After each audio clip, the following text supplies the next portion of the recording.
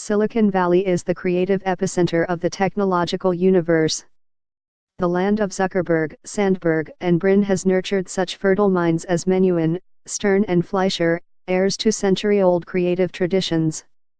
But sometimes, even the oldest traditions can hit refresh and learn a thing or two from new, unhindered ones.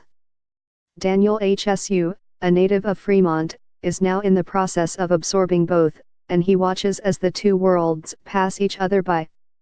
Saturday at the Trianon Theater in San Jose, the Steinway Society presents Hsu, 19, in his first Bay Area concert since his prize-winning performances this summer at the prestigious Van Cliburn International Piano Competition in Fort Worth, Texas. He won the bronze medal and captured 2 Best Performance awards. When it comes to piano playing, Gary Grafman, 89, a pupil of Vladimir Horowitz, has seen it all. The former Curtis Institute director remembers the day a 10-year-old boy auditioned against roughly 100 applicants, many of whom were older, and came out on top.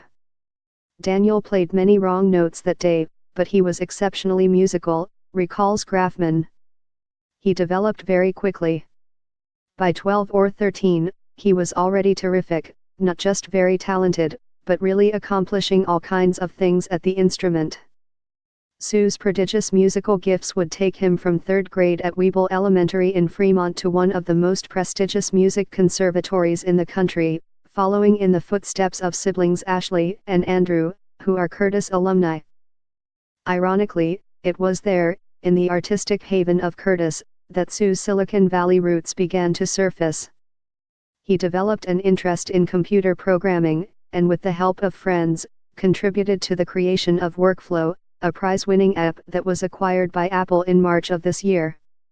Tech is the thing right now. Everybody wants to get in, Hsu tells me from Curtis in Philadelphia.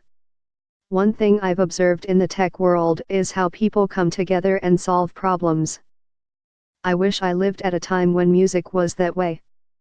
While the tech world offers practical solutions for widespread, everyday use, classical music seems to operate in reverse. Composer Arnold Schoenberg believed, if it is art, it is not for all. But technology, with its vast popularity, is quickly changing the rules of the game. I know a lot of engineers who consider their work to be art, Hsu says. Just look at what engineers and designers did with phones. It was conception, execution, and creation, and that's what art is. Definitions of art are rarely agreed upon, but older traditions tend to have one thing in common: they are steeped in reliable values, some in the form of close-minded beliefs. One fixation that appears to linger in classical circles is that of race.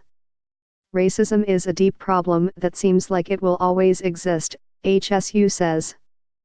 It's silly to say, just because you're not German, that you're incapable of understanding or playing German music.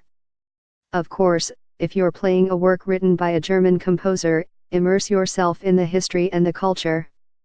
But music has been and always should be a universal language.